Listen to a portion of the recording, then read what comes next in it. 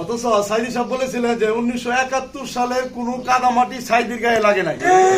বিনা অপরাধে এই জামাত ইসলামীর নেতাদেরকে রাজাকার বানিয়েছে। বাংলাদেশ স্বাধীন হয়েছে কি বলে? রাজাকার রাজাকার বলে। আমি কে রাজাকার, তুমি কে রাজাকার।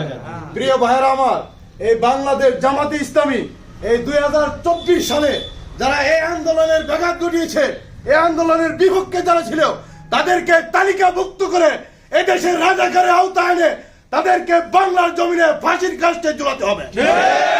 দুই আপনারা সোচ্চার হন, তাহলে আমরা এই দেশের সকল অপরাধীকে আইনের আওতায় এনে এদেশে বিচারের আওতায় আনতে হবে। আসুন আমরা ইসলামকে বিজয়ের মাধ্যমে, কোরআনকে বিজয়ের মাধ্যমে আমরা আল্লামা সাইদির এবং আমাদের ইসলামী আন্দোলনের নেতৃবৃন্দদেরকে যেভাবে অন্যায়ভাবে ফাঁসি দিয়েছে, তাদেরকে আমরা এই বাংলাদেশ থেকে তাদেরকে আমরা ফাঁসির কাস্টে ঝোলাতে চাই। কথা দীর্ঘায়িত করবো না, আমাদের এই পর্যায়ে আমাদের আজকের প্রোগ্রাম সমাপ্ত হবে। তার আগে আমাদের